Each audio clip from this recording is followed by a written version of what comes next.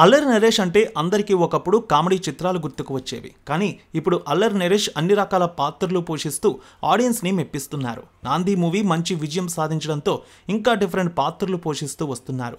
నా స్వామిరంగా చిత్రంలో అందరినీ ఏడిపించేశారు. ఇప్పుడు అల్లరి నరేష్ బచ్చలమెల్లి అంటూ పూర్తిగా డిఫరెంట్ పాత్రను పోషించారు. తొలి రోజు నుంచి మంచి డీసెంట్ టాక్ సంపాదించుకొని కలెక్షన్స్ అదరగొడుతోంది. 7వ రోజు కలెక్షన్స్ బాగానే ఉన్నాయి. మరి 8వ రోజు కలెక్షన్స్ ఏ విధంగా ఉండబోతున్నాయి? టాలీవుడ్ అనలిస్ట్ రిపోర్ట్ బట్టి చూద్దాం. ఈ సినిమా టీజర్ థియేటికల్ ట్రైలర్కి మంచి రెస్పాన్స్ వచ్చింది. తెలుగు రాష్ట్రాలు 5 కోట్ల రూపాయల ప్రీ రిలీజ్ థియేటికల్ బిజినెస్ జరిగిందని టాక్. వరల్డ్ వైడ్గా వచ్చిన ఓపెనింగ్స్ తొలి రోజు బాగానే ఉన్నాయి. 3 కోట్ల రూపాయల వరకు తొలి రోజు ఈ సినిమా వసూళ్లు తీసుకువచ్చింది. ఇక రెండో రోజు వీకెండ్ కావడంతో 1.5 కోటి మధ్య వసూళ్లు వచ్చాయి. అన్ని ప్రాంతాల్లో కూడా మంచి కలెక్షన్స్ అయితే సంపాదించింది ఈ సినిమా. ఆదివారం ఈ సినిమాకి సుమారు 1,40,00,000 వసూళ్లు వచ్చాయి. 4వ రోజు మరో 80 లక్షలు, 5వ రోజు 60 లక్షల రూపాయలు, 6వ రోజు 50 లక్షల మధ్య కలెక్షన్స్ వచ్చాయి. 7వ రోజు 40 లక్షల రూపాయలు, ఇక 8వ రోజు 30 లక్షల మధ్య కలెక్షన్స్ రావచ్చంటున్నారు ఆక్యుపెన్సీ ప్రకారం. 18% ఆక్యుపెన్సీ కనిపిస్తోంది. ఇక స్టోరీ వైజ్ చూస్తే అల్లరి నరేష్ చిన్నప్పటి నుంచి బాగా చురుకైన వ్యక్తి. తండ్రి గర్వపడేలా 10వ తరగతి పరీక్షల్లో ఉత్తీర్ణుడవుతాడు. తండ్రి అంటే ఎంతో మమకారం. కానీ ఆయన తీసుకున్న ఓ నిర్ణయం మళ్ళీ మనసుని గాయపరుస్తుంది. తన తండ్రి సత్యనారాయణ, బలగం జయరాం రెండో కాపురం పెట్టాడన్న కోపంతో మూర్ఖుడిగా మారిపోతాడు. ప్రపంచం అంటే ఏంటో తెలియని వయసులోనే తన మనసుకు తగిలిన ఆ గాయం చెడు అలవాట్లు సావాసాలకి కారణమవుతుంది. కాలేజీ చదువు కూడా స్వస్తి చెప్పి ట్రాక్టర్ నడుపుతూ ఉంటాడు. మద్యం తాగుతూ నిత్యం ఊళ్ళో ఏదో ఒక గొడవలో తలదూరుస్తూ మూర్ఖుడిగా మారిపోతాడు.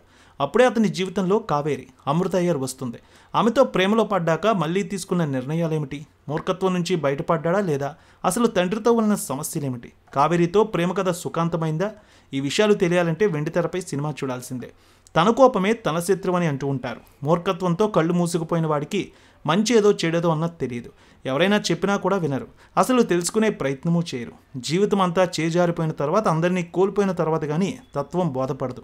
ఇదే పాయింట్ని బచ్చలమల్లి కథతో దర్శకుడు సుబ్బు చెప్పదలుచుకున్నారు. ఎవరినైనా సరే వదిలేసుకోవడం తేలిక, కానీ బంధాన్ని నిలుపుకోవడం కష్టమని చెప్పే ప్రయత్నం చేశారు. సో మంచి టాక్తో అయితే సినిమా వెళ్తోంది. అమ్మ తల్లి ఆశీస్సులతో ఫోన్ ద్వారా జ్యోతిష్యం చెప్పబడును. గురూజీ శ్రీనివాసరాజు జ్యోతిష్యంలో అపారమైన అనుభవం ఉన్న గురువు గారు. మీకు ఏ సమస్య ఉన్నా పరిష్కారం చూపుతారు. ప్రేమ, పెళ్లి, విదేశీయానం, ఆరోగ్య సమస్యలు, ఆర్థిక ఇబ్బందులు, వాస్తు, దాంపత్య సమస్యలు, కుటుంబ కలహాలు, వ్యాపార సమస్యలు, ఇలా అన్నింటికీ పరిష్కారం చూపబడును. మీరు ఫోన్ ద్వారా లేదా వాట్సాప్ ద్వారా గురూజీని కాంటాక్ట్ అవ్వచ్చు. మీ డేట్ ఆఫ్ బర్త్, మీ ఫోటో బట్టి జ్యోతిష్యం చెప్పబడును. మీరు ఎక్కడెక్కడో జ్యోతిష్యం చేపించుకుని నిరాశలో ఉన్నారా? ఒకసారి ఈ గురువు గారిని సంప్రదించండి. మీ సమస్యకు పరిష్కారం పొందండి. Cell number 7098888511